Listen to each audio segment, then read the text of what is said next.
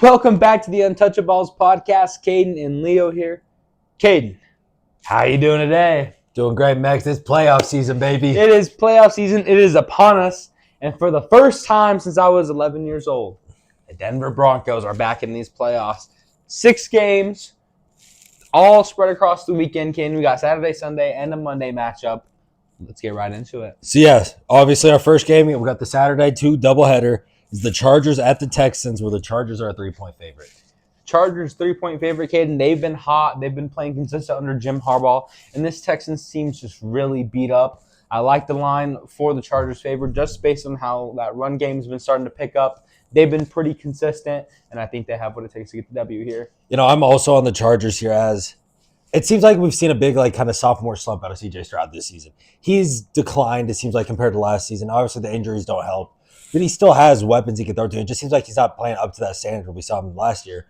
Their defense is whatever, I'd say. And then, you look at this Chargers team under Jim Harbaugh. They're able to run the ball. Herbert's looking good behind center. And Ladd McConkey really broke out. Quinn Johnson's finally catching the football. And their defense, which started the year off great, has been bad as of late. But they still have shown these signs that they can be one of these better defenses in the league. I just think it's going to be a tough day for the Texans to move the ball and score points in this one. Caden, we are on the same page with that one. Just the inconsistency out of that Texans offense, it's going to be really hard for them to get points. What's our over-under set at this game? The over-under is at 41.5. Really low over-under. It's a low line, and it's low for a reason. I'm going to be honest. I think the under hits here. I would kind of play that, although it's a scary line. I just see it being, a 17-14 kind of ball game. Chargers pull, or not a 17-14, but I get what you're saying. 17-10 type ball game where Chargers pull out an ugly victory. Yeah, I can see something like that. I have if I do it, I might tease it a little bit, get the Chargers down to +3, and get the under at 47.5. I think that's a great play for this game because I don't really see the Chargers particularly really losing this game because I know the Chargers don't have the greatest career success in these playoffs or anything, but the Texans are depleted, like you've said. They're just not that good of a football team. It should be a kind of ugly, low-scoring, 21-24-10 victory for the Chargers here. Our next game, our night game on Saturday, is the Steelers at the Ravens, where the Ravens are a 9.5-point favorite. 9.5 in a playoff game against a divisional opponent is dirty work. No matter, and this is not even, we're not even talking about the 7th seed. That's a 9.5-point underdog. We're talking about, the Steelers who are seated in that 6th slot, Caden. They're such a big underdog, and I don't think they're going to cover that. Lamar Jackson is the MVP. This Ravens team is legit. They're fierce. They're firing all cylinders. They can beat you anywhere when they're clicking on offense, and I don't see them stopping this weekend. Yeah, I mean, the Steelers obviously had this great start to the season, and now they've lost 4 in a row. They've been looking bad. Their defense is still there. It's not nothing special really or anything. Then you look at the Ravens side. Yes, you're missing Zay Flowers, which that hurts, but you still have a lot of weapons on that offense to complement Lamar Jackson. Not only do you have Lamar's running game, you have Derrick Henry, then Mark Andrews is likely. Throw Rashad Bateman in there. He's having a pretty good season. You still have all these weapons. Even though you lost your number 1 receiver, they should still be able to find out and score here. And then their defense, which started the year off really bad, especially in the secondary. They're giving up so many passing yards. And now you look at it, especially, I think it's these last 6 weeks, they've been in top 3 scoring and yardage defense. Both of those, they're top 3. And so they've been able to put up this. And it seems like the defense, especially, is getting hot at the right time. Correct. Their offense has been performing throughout the entire season. We've seen it start to finish. Like you mentioned, Lamar, he's the MVP. He had an historic season from a quarterback. And now you get Derrick Henry, who shines in this later part of the season when everyone else is beat down. He just seems to be getting better. Should be a great game for him. Pretty easy win for the Ravens at home to cap off our Saturday night game. For sure.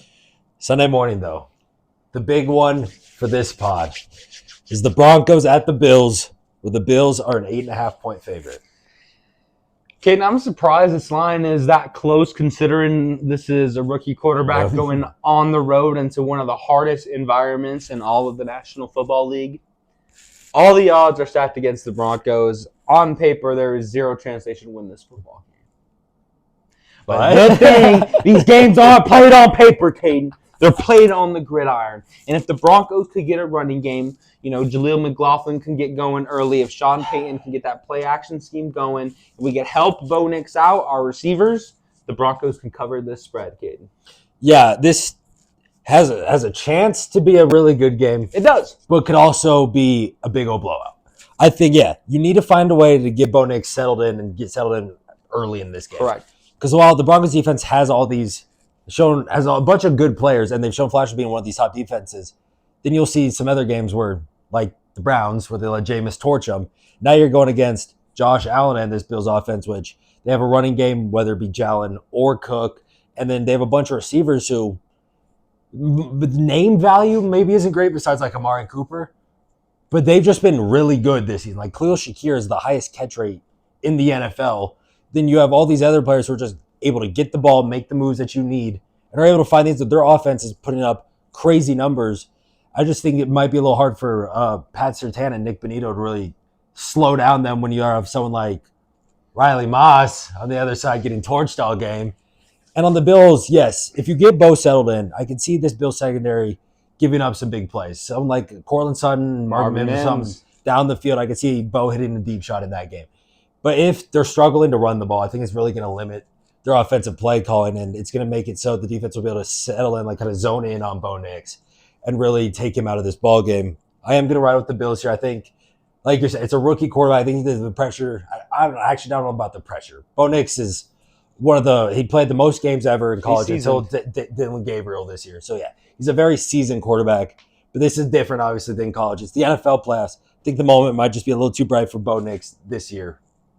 Yeah, Caden, a lot of good points there, especially when you're talking about a Broncos secondary that has the potential to give up big plays and can get gashed.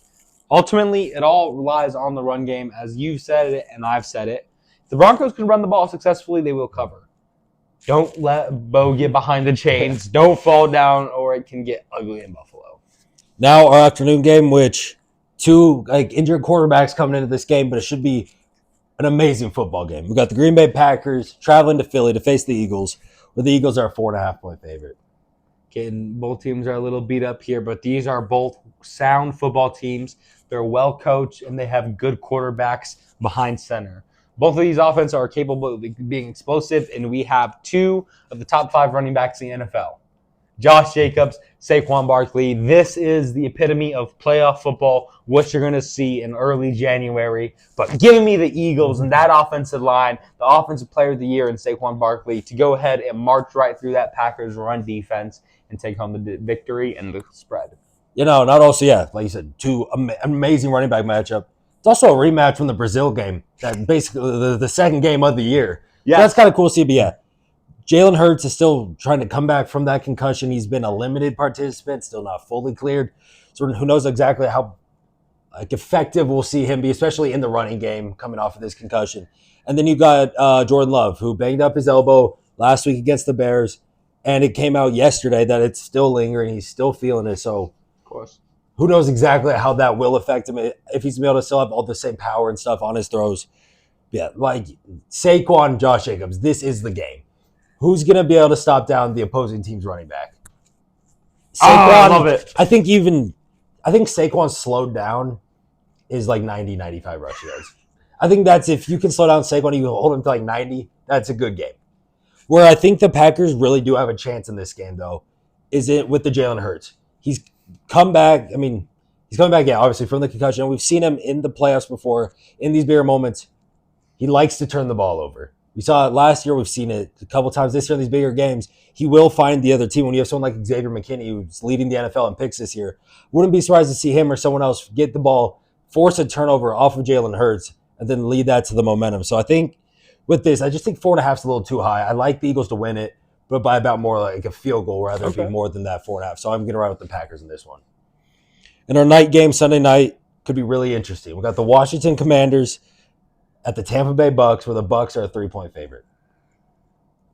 Do we have two rookie quarterbacks going on the road in the same day and getting playoff games, Caden? I think so. For whatever reason, Jaden Daniels is not going to let me pick against him in this playoff game, Caden. Baker Mayfield's been there in the playoffs before. He's the more experienced guy. You got Mike Evans in that offense. That Tampa Bay offense is going to get clicking, and they're going to get going. It's going to be dependent on that Commanders defense to get stops, to create short fields for Jane Daniels to get settled in early. That being said, Jane Daniels hasn't played in big games before in college. He knows what the lights feel like. He knows what the pressure is. I just like him to be able to come up with a late heroic drive, put him ahead. He's going to come out and get him a victory somehow. Yeah, this is a battle of two bad defenses.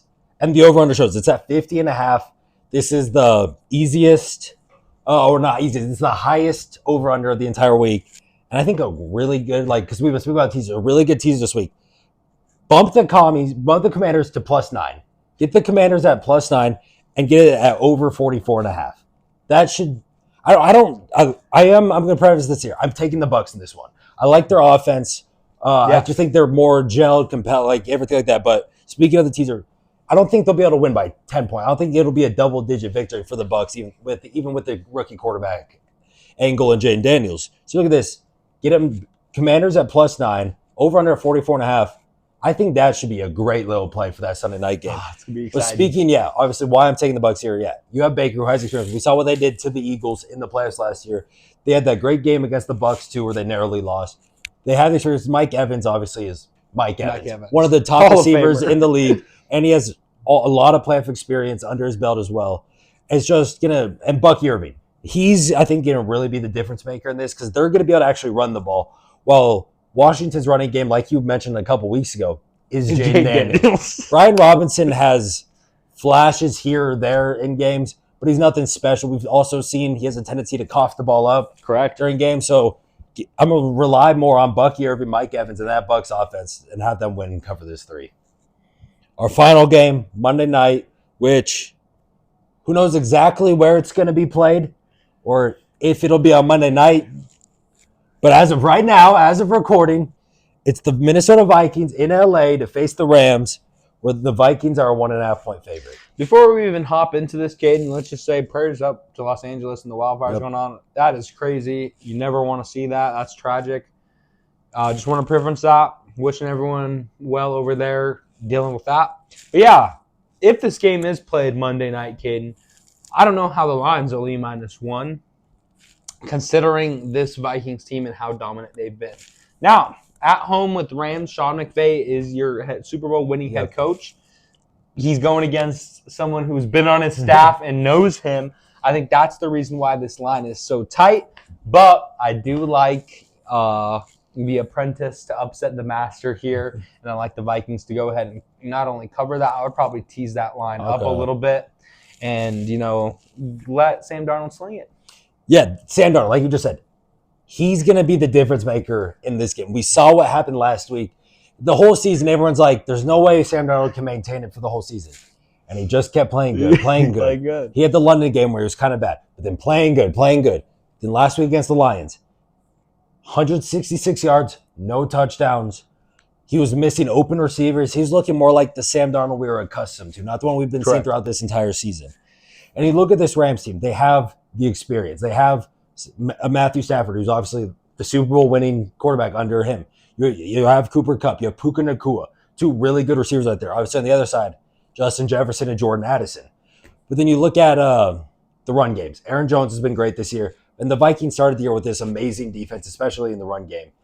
And it's faltered. We saw especially these last 4 weeks, especially last week against the Lions when Jameer raped 140 on their head. This could be a really good game for Kyren Williams. It could. This, I think, will come down to kind of a last-second score type of game.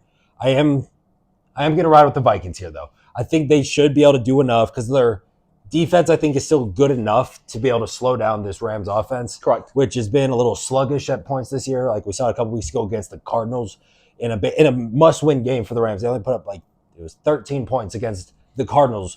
Now you're going against the Vikings, they're a legit defense.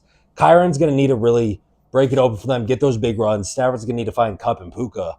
I just think, though, Minnesota, Darnold and company needs to be able to go in and get that victory. Yeah, I'm going to be honest. I am just looking forward to the play designs and the wrinkles that Kevin O'Connell and Sean McVay are going to throw in. Because knowing these two guys, knowing how they call plays, there's going to be some trickery, some screens, some double passes, something crazy to go on.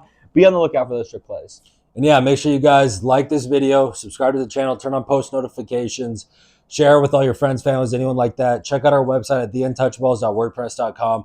We just uploaded an article going through the Hall of Fame ballot this year and who we as the Untouchaballs would vote for in that. So if you want to look more at that, go check out the website, like I said.